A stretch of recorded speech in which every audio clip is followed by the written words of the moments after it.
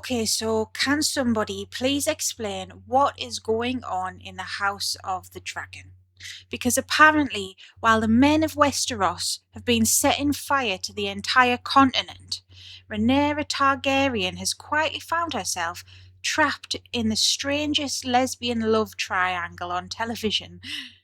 On the one side, you've got Alicent Hightower, Rhaenyra's childhood best friend, former almost something, current enemy, stepmother, and the woman whose family stole her throne.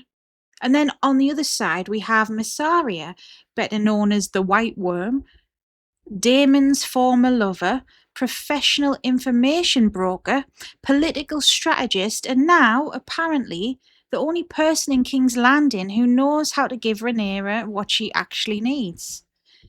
And then somewhere in the middle is Rhaenyra herself, making intense eye contact with both of them while the realm burns around her.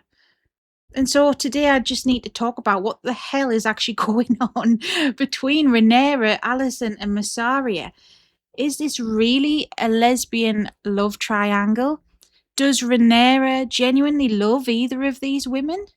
Or is House of the Dragon using these relationships to show us three completely different versions of who Rhaenyra could have become? So before we get into it, make sure to subscribe for more lesbian television chaos, queer character analysis, and women that look at each other with an intensity that is apparently supposed to be platonic. So, let's begin with Alicent. Because Rhaenyra and Alicent have technically never been a canonical couple. They have never openly confessed their love for one another. They've never kissed, and neither of them has directly said what they've shared is romantic. But come on. Since the very first season, the show framed their relationship with an intimacy that went far beyond an ordinary childhood friendship. They were constantly touching each other, lying together beneath the Godswood tree, exchanging meaningful looks and dreaming about escaping expectations and being placed on them. Rhaenyra even joked that she wanted to fly away with Alicent on Dragonback. And Alicent appeared more emotionally affected by Rhaenyra's romantic and sexual choices than almost anyone else. And yes, part of that came from Alicent's obsession with duty. She had been forced to marry an older man, produce heirs, obey every demand placed upon her, and meanwhile Rhaenyra seemed to break every rule and still retain her father's love. But jealousy does not completely explain the intensity between them. Alicent was not simply angry that Rhaenyra broke the rules. She appeared personally hurt that Rhaenyra had experienced intimacy without telling her the truth. It felt like a betrayal, and that is the foundation of their entire relationship.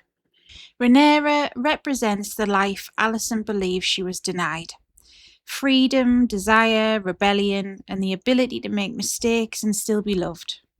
Meanwhile, Alicent represents something Rhaenyra can never completely reclaim, and that is her youth and her innocence, as well as the version of herself that existed before everything became about inheritance, war, and blood. That is why, regardless of how many terrible things happen between them, neither women can completely let go of one another. They've spent years destroying each other, but they still behave as though the girl they once loved is hiding somewhere underneath the crown. So whether that love was consciously romantic or unconsciously romantic, or something that existed before either women had the language to understand it, the emotional foundation of their bond is there. However, their relationship is also deeply toxic. Alicent has, after all, participated in the campaign to take Rhaenyra's throne, and her actions helped create the war that killed members of Rhaenyra's family. And Rhaenyra has also caused unimaginable pain to Alicent and her children. They may still love one another, but that does not mean they're good for one another. And sometimes the person you knew before everyone else is also the person most capable of hurting you.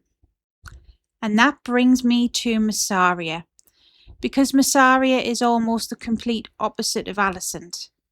Alicent is connected to Rhaenyra's past, and Mysaria belongs entirely to her present. She does not remember Rhaenyra as a reckless teenage princess. She sees her only as a queen. But unlike the men surrounding Rhaenyra, Mysaria does not simply flatter her, fear her, or attempt to control her. She understands her. Both women have spent their lives navigating systems that are controlled by men. Rhaenyra was born into almost unimaginable privilege, but her gender has repeatedly been used to undermine her legitimacy. Mysaria began with almost no institutional power at all and had to create influence through secrets and intelligence and an understanding of ordinary people.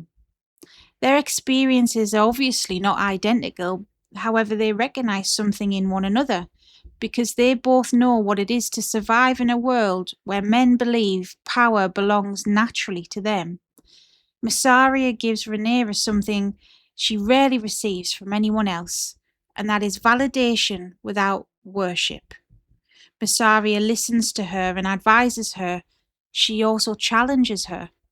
But most importantly, she sees the person beneath the title. When Rhaenyra and Mysaria first kissed, the reaction was divided. Some viewers believed that it came out of nowhere, but others had already noticed the tension building between them. But I think the kiss makes far more sense when we consider what Rhaenyra was emotionally experiencing at that moment. She was isolated. Her husband Daemon had abandoned her emotionally and politically. Her council repeatedly questioned her authority, and her children were in danger. She also couldn't trust any man around her because they appeared to see her as either a symbol, a problem, or a pathway to power. And then Mysaria stood in front of her and spoke to her like a human being. That doesn't mean the relationship is automatically healthy, though. Mysaria is still a political operator, and she understands exactly how valuable access to Rhaenyra can be. And Rhaenyra is still Mysaria's queen, and that creates an enormous imbalance of power between them. But I do believe the attraction is genuine. Mysaria isn't just a replacement for Daemon. In many ways, she offers Rhaenyra something Daemon never could. Because Daemon and Rhaenyra are incredibly similar. They're both proud, impulsive, and drawn to power. And their relationship is passionate, but it often becomes a struggle over who possesses more control. Mysaria doesn't compete with Rhaenyra in the same way. She creates space for her to be vulnerable instead. That may be why Rhaenyra appears increasingly drawn to her. But then Alicent re-enters the emotional equation.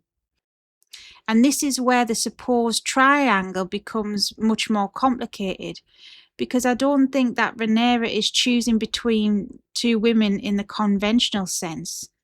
It's not really Team Alicent or Team Mysaria. The two relationships represent completely different emotional needs. Alicent is the person Rhaenyra can't stop mourning. Mysaria is the person who may actually be capable of meeting her where she is now. Alicent knows who Rhaenyra used to be. Mysaria understands who she is becoming. So with Alicent, Rhaenyra is still reaching backwards. She wants to believe that beneath the war and the betrayals, as well as any resentment between them, something pure remains. But every time they meet, reality gets in the way. They can't simply return to how things were in the God's Woods.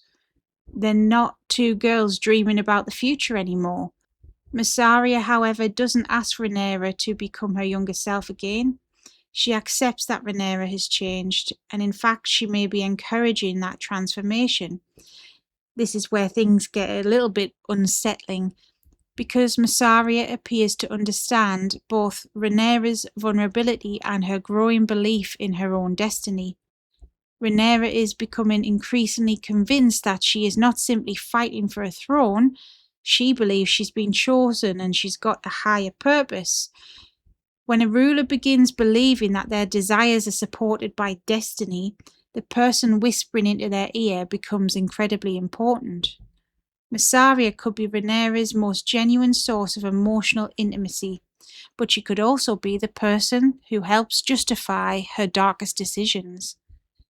Those two things can exist simultaneously.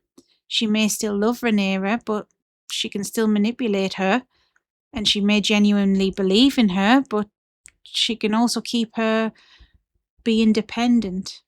And so, is this a lesbian love triangle? Well, emotionally, absolutely, but romantically, it's more complicated. Personally, I think Rhaenyra and Alicent are a great doomed love story. Not because I necessarily believe that they should end up together, but because their relationship was destroyed before either woman could fully understand what it was. Mysaria, meanwhile, feels like Rhaenyra's opportunity to experience something real and in the present. But considering this is Westeros, I have absolutely no faith that the show will allow their relationship to remain tender, uncomplicated, or remotely happy. So where do you stand? Do you believe Rhaenyra is genuinely in love with Mysaria? Do you think Alicent and Rhaenyra were always romantically in love with one another? Or is Rhaenyra simply collecting emotionally complicated women while losing control of the Seven Kingdoms? Let me know in the comments. And again, subscribe for more lesbian analysis, queer chaos, and women whose relationships require an entire political map to understand. Until next time, bye bye.